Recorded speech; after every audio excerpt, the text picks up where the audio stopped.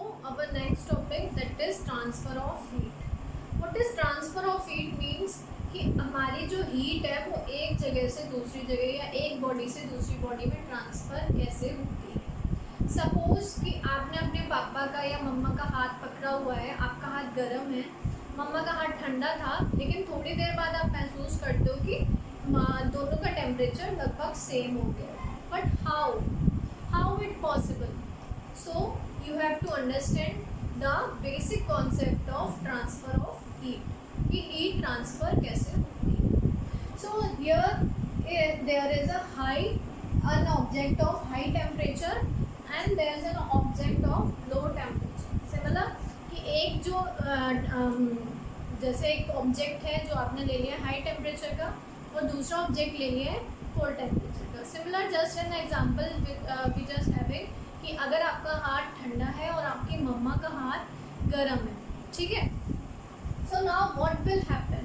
So there is a basic concept that कि heat जो होती है वो हाई टेम्परेचर से लो टेम्परेचर की तरफ फ्लो करती है कि ये हाई से लो की तरफ अब कब तक फ्लो करेगी? जब तक दोनों का टेम्परेचर सेम ना हो जाए। Understand? The heat will transfer from the hotter to the colder till both of the bodies comes at same temperature. Okay? So you just understand कि आपकी मम्मा का हाथ अगर आपने पकड़ लिया है और आपका हाथ ठंडा है, मम्मा का हाथ गर्म है, तो आपका जो गर्म वाला जैसे मम्मा के हाथ से ट्रांसफ़र होना शुरू होगी हीट आपके हाथ में, और कब तक होगी? जब तक आपके हाथ का टेम्परेचर मम्मा के हाथ के टेम्परेचर के बराबर ना हो जाए, ठीक है। So there is a transfer of heat from hotter bodies to the colder bodies. That means high temperature से लो टेम्परेचर की तरफ हीट ट्रांसफ़र होती है। Understand it? Now we just read about the types of transfer of heat. अभी तक हमने पढ़ा कि हीट ट्रांसफ़र होती है, कैसे होती है? From hotter body to the colder body और higher temperature to the lower temperature. Okay, now किस किस मेथड से, किस किस वेज से हो सकती है, we just discuss about this. That means types of heat transfer. Heat transfer के कितने टाइप्स होते हैं? There are 3 types here which are known as number 1 conduction, number 2 convection and number 3 radiation या ट्रांसमिशन।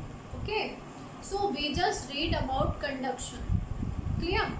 सो conduction क्या होता है?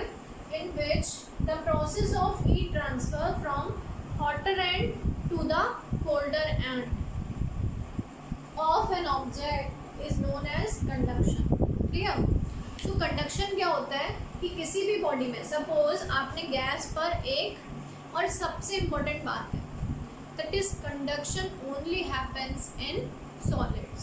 ठीक है, ये केवल किस में होता है? सॉलिड्स में होता है। ठीक है, अंडरस्टैंड इट? किस में होता है? कंडक्शन केवल सॉलिड्स में होता है। You all know that solid क्या होते हैं? जिनकी शेप और वॉल्यूम डिफाइंड होता है। क्लियर? चेंज नहीं हो सकता, दैट आर सॉलिड्स। ठीक है, तो हीट किन में ट्रांसफ़र कंडक्शन के थ्रू होती है? That is your solids. Okay, now solid में कैसे हीट ट्रांसफ़र होती है, कंडक्शन हम कैसे होता है, कंडक्शन का प्रोसेस उसे समझ लेते हैं। ठीक है, सो सपोज कि अगर गैस का बर्नर ऑन है और उस पर आपने कोई एक सॉलिड थिंग जैसे सच एज कि आपने कोई एक चम्मच या चिमटा टाइप का रखा हुआ है। ठीक है, तो इसमें सबसे इम्पोर्टेंट बात है कि बॉडी हीट के कांटेक्ट में होनी चाहिए। Understand it? कंडक्शन में बॉडी हीट के कांटेक्ट में होगी। अंडरस्टैंड?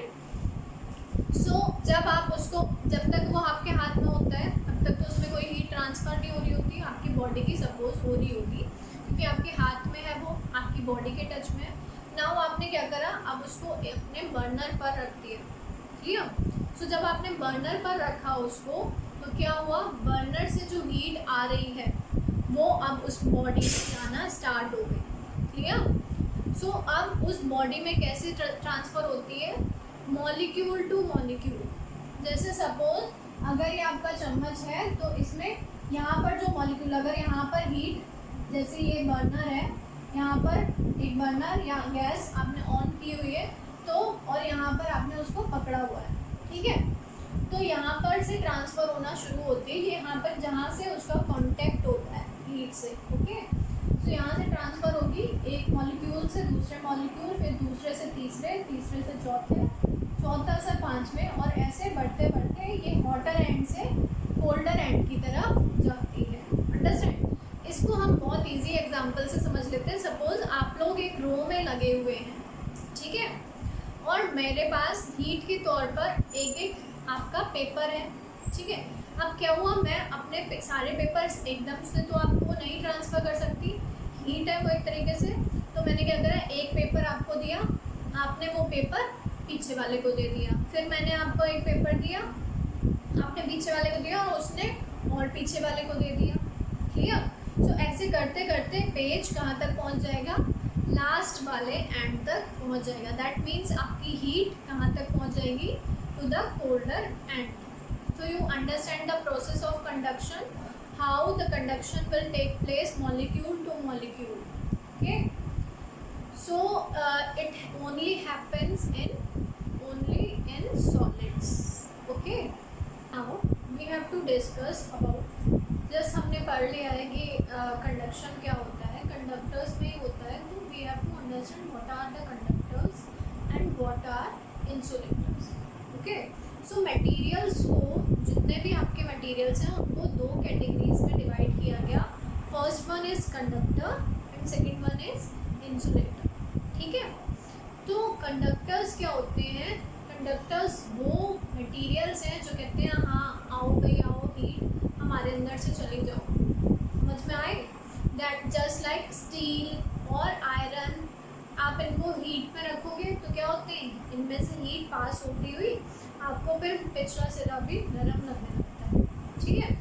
बट सिंपल अब डेफिनेशन से हम अकॉर्डिंग टू पढ़ लेते हैं। What are the conductors, conductors are those materials that allow heat to pass through them, ठीक है। तो कंडक्टर्स वो मटेरियल होते हैं जो हीट को अपने अंदर से पास आउट कर देते हैं, ठीक है।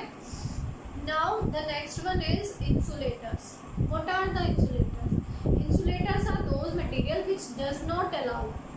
अब एक चीज़ है कि कोई चीज़ तो अलाउ कर देंगी, बट कुछ चीज़ें ऐसी होती हैं जो हीट को अलाउ नहीं करते हैं। वो कहते हैं कि भाई हीट से हम जल तो जाएंगे बट हीट को हम पास आउट नहीं होने देंगे, ठीक है। Simple what are the examples, examples are rubber, wood या वूल, ठीक है। रबर जो होती है वो जब आप हीट पर रखोगे तो थोड़ी देर बाद वो जलना स्टार्ट हो जाती है, बट रबर से क्या होता है, एक जगह से दूसरी जगह तक हीट नहीं पहुंच पाती। इसीलिए जो आपके वेसल्स के जो हैंडल्स होते हैं, ठीक है, जो भी वेसल्स आपको लोग आजकल यूज़ करते हैं, जैसे फ्राई पैन है, ठीक है, या पैन है आपका, या तवा है नॉन स्टिक, उन सब के जो हैंडल्स होते हैं that are made up of plastic. तो प्लास्टिक क्या करती है, हीट को वहीं पर रोक देती है, ठीक है। हीट उस मटेरियल में, जैसे जो तवा होता है आपका वो आयरन या स्टील का बना हुआ होता है या नॉन स्टिक मटेरियल्स का बना हुआ होता है, उसमें तो वो पास आउट हो जाती है, जिसकी वजह से आपकी रोटी सिक जाती है। बट अगर वो ज़्यादा हीट अप हो जाएगा तो उसका हैंडल भी गर्म होने लगेगा, ठीक है। That's why we just put a plastic coating, plastic का जो हैंडल लगा होता है, दैट इज़ बिकॉज ऑफ कि हीट अब हमारे हाथों तक ट्रांसफ़र ना हो। So that's why those materials which does not allow heat to pass through them, that are known as insulators. So you understand about conductors and insulators. Conductors से ही वो materials जिनमें कंडक्शन होता है वो केवल कंडक्टर्स की होते हैं, ठीक है। इंसुलेटर्स में कंडक्शन का प्रोसेस नहीं होता है, ठीक है। अब कंडक्शन के प्रोसेस में आपने पढ़ लिया था कि जिसमें हीट हॉटर एंड से कोल्डर एंड की तरफ ट्रांसफ़र होती है, that is the process of conduction, ठीक है। अब इसमें होती कैसे कि एक मॉलिक्यूल ने क्या करा, जैसे ही कोई मॉलिक्यूल एनर्जी लेता है कहीं से, आपने पढ़ा था हीट इज़ एन एनर्जी, तो जब भी कोई मॉलिक्यूल उससे एनर्जी लेगा तो वो क्या करता है, एक्साइट हो जाता है और वाइब्रेट होने लगता है, भाई एक जगह से दूसरी जगह वाइब्रेट होने लगता है। और उसी मॉलिक्यूल से। सॉलिड में क्या होता है, मॉलिक्यूल आपस में बहुत पास होते हैं, तो अगर एक मॉलिक्यूल ने वाइब्रेशन स्टार्ट करा तो दूसरे मॉलिक्यूल में भी वाइब्रेशन स्टार्ट होता है। तो जैसे ही ऐसे ही एनर्जी और हीट ट्रांसफ़र, एक ने स्टार्ट करा, दूसरे ने स्टार्ट करा, फिर इसके बराबर वाले ने, फिर उसके बराबर वाले ने, ऐसे धीरे धीरे एनर्जी और हीट ट्रांसफ़र होती जाती है। So you understand the process, whole process of conduction which is occurred in solids and solids only occurs in conductors। ठीक है, सॉलिड में तो अकर होता ही है, बट सॉलिड में भी किन में अकर होता है, जिनमें दैट आर कंडक्टर। देखो दोनों में ही एक चीज़ कॉमन है, कंडक्ट। ठीक है, दैट मीन्स कंडक्शन किस में होगा, only in conductors, okay, which allow the heat to pass through them. Okay, so now we just understand about convection, the second process. Okay, first one conduction we understand about conductors, insulators. Now we just understand what is convection। what is convection? convection को start करने से पहले हमको ये समझ लेना चाहिए कि convection होता किसमें। हमने पढ़ा conduction जो होता है वो only in solids में होता है। now what is convection? convection किसमें होता है, that is in liquids and gases, liquid और गैसेस में होता है। तो लिक्विड और गैसेस को ही हम एक तरीके से और बोल सकते हैं फ्लूइड्स। तो फ्लूइड्स क्या होते हैं, लिक्विड और gases both. Clear? So convection is the process. तो हम कन्वेक्शन को प्रोसेस पहले समझ लेते हैं कि हमने एक बीकर लिया है और उसको एक बर्नर पर रखा हुआ है। ठीक है, बर्नर से क्या होगा, हीट ट्रांसफ़र होगी और हीट फिर इस वाटर को बॉईल करना स्टार्ट करेगी। तो क्या होता है, वाटर के जो मॉलिक्यूल, वाटर क्या है, इट इज़ अ लिक्विड। ठीक है, तो लिक्विड में क्या होता है, यहाँ जो मॉलिक्यूल्स होंगे लिक्विड के, ठीक है, वो हीट लेंगे और देन वो ऊपर आ जाएंगे। ठीक है, फिर जो दूसरी वाली लेयर जो है उसके मॉलिक्यूल जो कोल्ड वाटर है, कोल्ड वाटर वाले हीट लेंगे, फिर आगे फिर वो ऊपर आ जाएंगे। ठीक है, ऐसी जो हीट लेता जाएगा वो अगेन इसी प्रोसेस को हम एक और तरीके से समझ सकते हैं। सपोज जैसे हमने कंडक्शन समझा था कि आप लोग एक लाइन में लगे हुए हैं, just like you are the molecules of liquid. Okay, so आप लोग एक लाइन में लगे हुए हैं और क्या करते हैं कि अगर मेरे पास हीट है, हीट इज जस्ट लाइक क्या, पेपर्स। तो मैंने क्या करा, मैंने एक हीट का जो ट्रांसफ़र थी मैंने आगे वाले बच्चे को दी। अब वो बच्चा वो पेपर लेके सबसे पीछे जाके बैठ गया। ठीक है, और पीछे वाला आगे आते चले गए। अगेन नाउ अब मैंने हीट जो दी दूसरे बच्चे को दी, दूसरा भी उस हीट को लेकर पीछे जाके बैठ गया। ऐसे करते करते धीरे धीरे पूरा थिंग, आपकी पूरा जो लिक्विड है या फ्लूइड है वो गर्म होना, हीट अप होना स्टार्ट हो जाता है। This is the process known as convection. So heat transfer takes place with the actual motion of matter from one place within the body to the other. ठीक है, एक place से वो heat लेता है और फिर दूसरी प्लेस पर जाकर बैठ जाता है। Understand it? So in the convection process occurs in only in liquid and gases. ठीक है, so you understand about convection. What is convection? We have to understand the daily basis uses. ठीक है, हम डेली बेसिस में इसका use कहाँ देखते हैं। तो इसका सबसे सिंपल एग्जांपल है that is your sea breeze and land breeze. ठीक है, सी ब्रीज और लैंड ब्रीज में सबसे इम्पॉर्टेंट थिंग है कि कौन सी चीज़ दिन में होती है और कौन सी रात में। ठीक है, एक डे टाइम में होती है और एक नाइट टाइम में। तो हम इसको कंपैरेटिवली पढ़ेंगे कि कंपैरिजन में हम कौन सी चीज़ कैसे होती है, और इनके नाम जो पड़े हैं that is because of the cold wind. ठीक है, अब कोल्ड विंड जहाँ से जहाँ की तरफ चलेगी हम उसका नाम उसी के अकॉर्डिंग देते जाएंगे। तो सबसे पहले हम यहाँ पर समझते हैं कि होता क्या है। दिन में क्या होता है, सन बहुत ज़्यादा हाई टेम्परेचर पर होता है, आपको पता है आजकल कितनी ज़्यादा गर्मी पड़ रही है। So now what happens here कि सन जो होता है वो लैंड को जल्दी गर्म करता है। वाटर का बॉइलिंग टेम्परेचर 100 डिग्री सेल्सियस होता है। सो इसको टाइम लगता है हीटअप होने में। सो आपकी लैंड जो होती है उसके मुकाबले जो रेत होती है वहाँ की कोस्टल एरियाज़ की, वो जल्दी गर्म हो जाती है। बिकॉज ऑफ दैट वहाँ के आसपास की जो एयर होती है वो भी बहुत जल्दी गर्म हो जाएगी। ठीक है, और आपको पता है कि जो हॉट एयर होती है दैट विल मूव अपवर्ड्स, जो हॉट एयर हो जाती है तो वो हल्की हो जाती है और वो धीरे धीरे ऊपर होती चली जाती है। जैसे आपने कन्वेक्शन में पढ़ा था कि लिक्विड जब भी गर्म हो जाता है वो ऊपर की तरफ पहुंच जाता है, ठीक है, लाइट हो जाता है उसका वेट। बट कंडक्शन में आपने पढ़ा था कि मॉलिक्यूल मोशन नहीं करता है, केवल वाइब्रेट करता है, ठीक है। सो कन्वेक्शन में क्या होता था कि कोई भी चीज़ जो गर्म हो जाती है वो ऊपर की तरफ बढ़ने लगती है। सो यहाँ पर क्या हुआ, एयर आपकी हॉट हो गई और वो ऊपर की तरफ बढ़ गई। अब उसको खाली जगह हो गई यहाँ पर, तो भाई जो सी एरिया की जो एयर थी वो ठंडी थी, उसने देखा कि यहाँ पर ज़्यादा जगह है, तो उसने क्या करा, कोल्ड एयर कहाँ से आई, सी की तरफ से आई, लैंड की तरफ, ठीक है। So this is sea breeze, ठीक है। कोल्ड एयर कहाँ से आई आपकी, सी की साइड से आई लैंड की तरफ, ठीक है, that is known as your sea breeze, ठीक है। हमने अभी भी बोला था कि हम इसमें ध्यान देंगे कि डे टाइम में कौन सा होता है, तो डे टाइम में होता है योर सी ब्रीज, ठीक है। एंड हम इसमें याद कैसे रखेंगे, दैट इज कोल्ड एयर कहाँ से कहाँ की तरफ जा रही है, उसी का नाम हम उसके फर्स्ट प्लेस के आधार पर देंगे, ठीक है।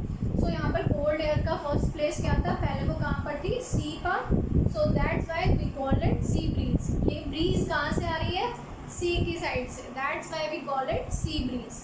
Now we just understand about land breeze. So land breeze में क्या होता है कि अब रात के टाइम में क्या होता है कि आपका वाटर काफ़ी ज़्यादा हीट अप हो चुका होता है, ठीक है, और आपको पता है जो लैंड होती है आपकी वो हीट अप भी जल्दी हो जाती है और ठंडी भी जल्दी हो जाती है।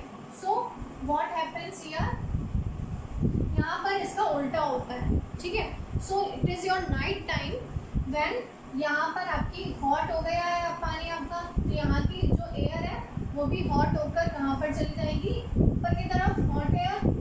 और जो आपकी ये लैंड एरिया की जो कोल्ड एयर है, ठीक है, तो यहाँ पर जो ठंडा भी जल्दी होने लगता है, शाम के टाइम में ठंडा होना स्टार्ट हो जाता है, जो लैंड का कोस्टल एरिया होता है, तो यहाँ पर जब ठंडा हो जाता है तो यहाँ की एयर भी ठंडी हो जाती है। तो जब यहाँ की हॉटर एयर ऊपर की तरफ बढ़ेगी तो यहाँ फिर अगेन खाली जगह हो जाएगी सी की साइड, तो आपके अब कोल्ड एयर, कोल्ड ब्रीज कहाँ से कहाँ की तरफ जा रही है, ब्रीज मीन्स एयर। सो आपकी जो एयर है वो किधर से किधर जा रही है, लैंड टू सी की side, so that's why we called it land breeze, okay.